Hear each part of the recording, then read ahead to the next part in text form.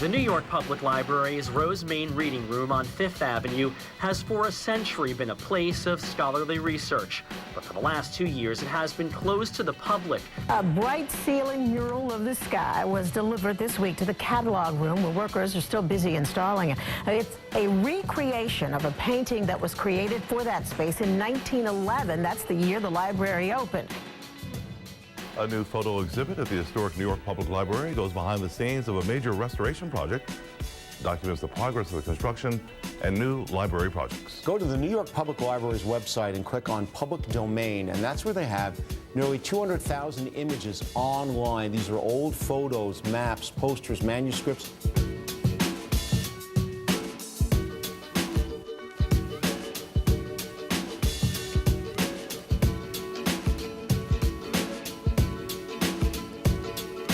Kristen Rocha manages early childhood education for the New York Public Library. She says simply exposing kids to words from birth will help prepare them for universal pre-K and kindergarten.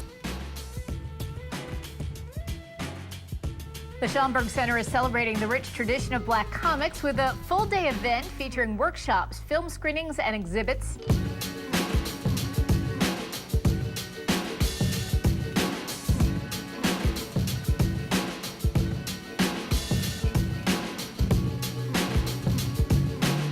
The city's 3 library presidents took to the steps of City Hall to urge the city to increase funding for public libraries.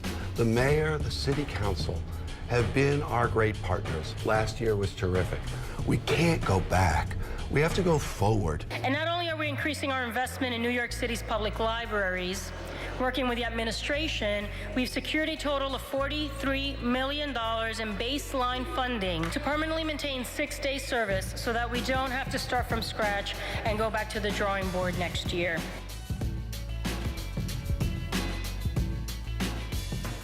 Have you ever heard of the summer slide? Well, it's basically when students go on summer break and they kind of forget some of the things they've learned all year long.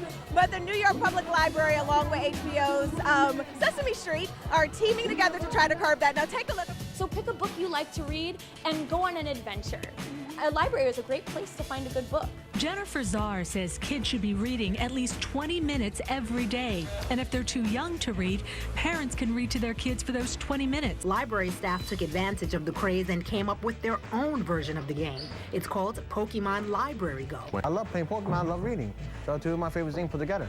The New York Public Library is uncovering the man behind all the hype in Alexander Hamilton, striver, statesman, and scoundrel. We got a look at the new exhibit, documents from the founding father's life, some in his own handwriting, uncover our nation's first Secretary of Treasury. The 53rd Street Library officially opened in Midtown today.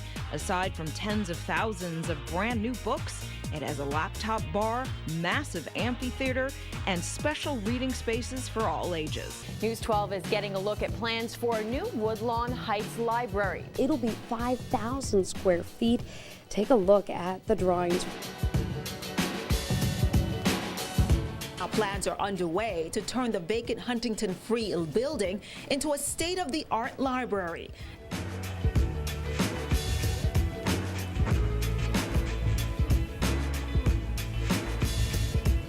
Great news for the community here. The Wakefield Library receiving a little over $5.3 million for renovations. Patriotism was bursting at the seams at the New York Public Library Friday. The library partnered with the United States Citizenship and Immigration Services for the 3rd annual Independence Day naturalization ceremony. The New York Public Library flips a page into the digital age. The library is releasing a new app today to allow easy access to its ebook collection. It's called Simply E. Ask your wife, yeah, how can I help you?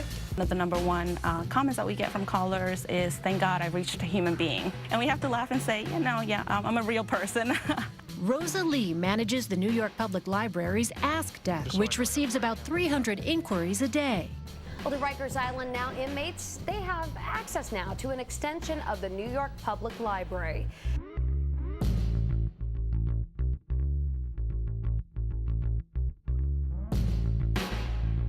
Winnie the Pooh and his friends are back on display at the New York Public Library. The 5 original dolls are looking refreshed after more than a year of much-needed repairs. Christopher Robin received Pooh on his first birthday. His parents bought the toy from Harrods department store. It was a scene at the Soundview Library earlier today where the New York Public Library and the Mayor's Office of Immigrant Affairs teamed up to bring the pop-up center to people here in the South Bronx.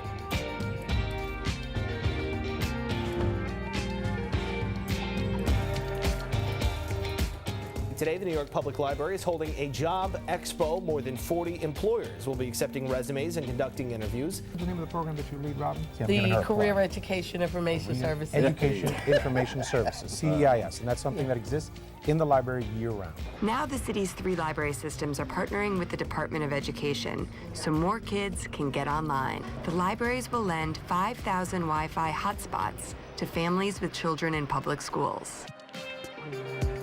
And Bronx kids getting an early lesson in computer programming, too. Students gathered Tuesday at the Tremont Library. Some of these programs just aren't in schools anymore. They can come over, partner with the library, and they get exposed to computer science early, and learning to code is the wave of the future. We place the material in the bin. This book is winding its way through the New York Public Library on a high-tech $2.6 million track system that cuts through 11 levels of the main library on 5th Avenue. 2 historic reading rooms inside New York City's main library will soon be open to the public. The Rose Main Reading Room and the Bill Blass Public Catalog Room will reopen on October 5th at the main library on 5th Avenue and 42nd Street.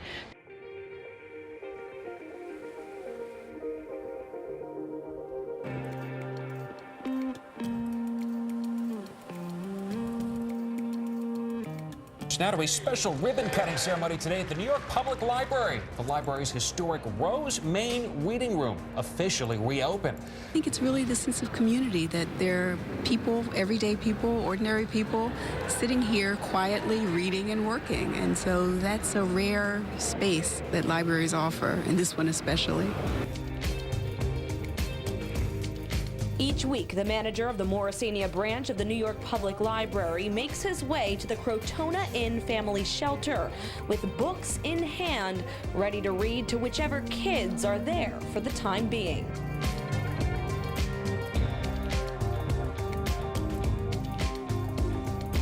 Residents celebrated the opening of the neighborhood's new Teen and Tech Center. The space, which was used in part as an apartment for custodians, had been vacant for decades.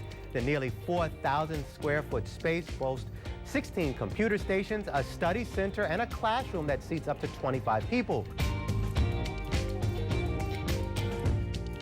Getting a look now at how the new Mid-Manhattan Library is going to look, and you can see a huge open atrium. It's going to be much more modern, and this will be inside the huge library, of course, 5th Avenue and 40th Street.